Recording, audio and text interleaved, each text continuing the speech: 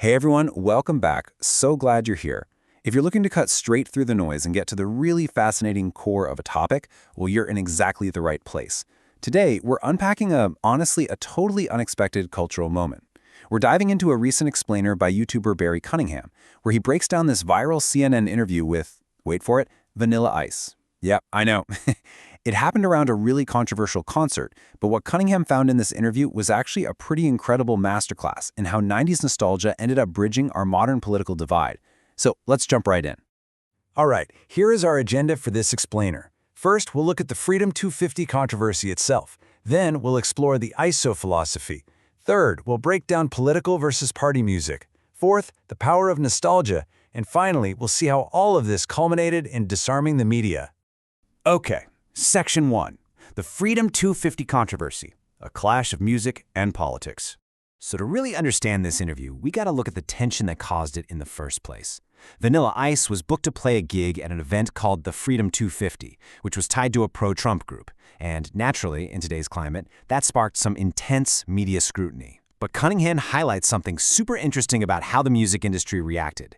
You see, other artists on that same tour, like rapper Young MC, actually ended up canceling. But as Cunningham points out, it wasn't really because of their own personal politics. The reason given was just that there was a lot of heat. We're talking intense pressure from record labels, promoters, radio stations, basically a massive systemic pressure to just conform to political expectations. But here's the thing, Vanilla Ice didn't cancel. And when the media pressed him on why he was playing a politically affiliated event, his response was just incredibly blunt. He said, "I don't ask questions. I just play, man. I don't even know where we're playing today." Cunningham uses this quote to highlight the actual reality of being a touring musician. Like, fans often think artists are painstakingly picking every venue based on deep ideological alignment. But the truth? A manager books the gig, the road manager collects the cash, and the artist just gets on the bus. Often they literally have the name of the city taped to the stage floor so they don't accidentally yell, "Hello, Houston," when they're actually in Cleveland. They just want to play for the fans who paid to see them. Moving right along to Section 2, the ICE philosophy, real estate and piña coladas. So you might be wondering, why is Vanilla Ice so immune to all that industry pressure? Well, it really comes down to how he views his career. The guy is incredibly self-aware. He openly admits he's basically a one-hit wonder who sampled David Bowie and Queen to make millions as a teenager. But while he parlayed that one massive hit into a 30-year touring career, his primary source of wealth is actually from flipping high-end real estate down in South Florida. And this is crucial. It brilliantly illustrates why he doesn't cave to media pressure. He just doesn't have to. His financial independence means he doesn't take himself or the intense political demands of the media all that seriously. And that independence completely fuels his worldview, which, by the way, is deeply rooted in 90s South Florida club culture. Cunningham recounts this highly specific, super nostalgic anecdote I shared during the interview. It's basically a timeline of a typical night out back then, starting at 10 p.m. at a club called Summers on the Beach, leaving at 2 a.m. to cruise down to Button South and Hollandale, partying until 8 a.m., and then finally walking out into the blinding Florida sun like a vampire. The core message here? During those epic nights, absolutely nobody was asking if the person dancing next to them was MAGA or a staunch liberal. They were just having fun. And ICE's whole philosophy is that we desperately need to get back to that mindset. All right, Section 3, political versus party music, the restaurant analogy. Now, this is a crucial point. Cunningham argues hard against the media's assumption that every single artist has to make a political statement. He divides music into two totally distinct camps. On the left, you've got political and struggle music. Think Bruce Springsteen, NWA, or Bob Marley. You go to their shows, you fully expect a message, right? But on the right, you have party and entertainment music. Artists like Vanilla Ice, The Fresh Prince, or the Beastie Boys. Cunningham uses this brilliant analogy. He says it's like a taco restaurant versus a seafood restaurant. If you walk into a taco joint, you don't expect fried shrimp. Likewise, if you go to a Vanilla Ice concert, you shouldn't be expecting political soliloquies. It's party music, plain and simple. He really emphasizes this unwritten contract between an artist and their fans. Fans are paying hundreds, sometimes thousands of dollars for a ticket, you know? They are paying for an escape. They're paying to remember a specific time, a specific girl, or just a feeling from their youth.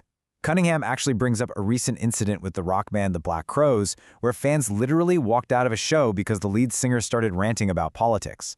As Cunningham puts it, "I didn't come here to hear you talk about Trump. I'm your fan. I paid money to hear you sing." When party artists break that unwritten contract, they completely alienate the very people supporting them. That brings us to Section 4, The power of nostalgia. A 90s time machine. So, in the CNN interview, Vanilla Ice actively uses nostalgia like a shield against political division. And Cunningham points out how bringing up these shared cultural memories just systematically strips away all our modern hostilities. Just look at this list of 90s touchstones. Renting physical movies from Blockbuster on a Friday night, waiting for hours to download just one song on Napster, burning massive spindles of CDs, rocking fanny packs in neon colors, or trying to survive those bladderbuster drink specials at dive bars. Remembering these things, it acts like a time machine. It brings us back to a way simpler time, way before smartphones and endless social feeds complicated everything and demanded we take a political stance on every single issue. And finally, Section 5, Disarming the Media, the CNN interview arc. Okay, let's see how this actually played out on live TV. Because Cunningham views this CNN interview as an absolute masterclass in disarming hostility. He tracks the anchor's physical demeanor in 3 distinct steps. Step 1, she starts out really aloof, leaning back, looking almost kind of pained as she tries to press ice on Trump to trap him in this political narrative. But then, step 2 happens. Ice just totally refuses to take the bait.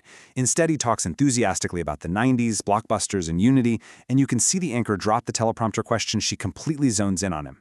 And then, step 3, she breaks. She goes from this cold, hard news anchor to genuinely laughing.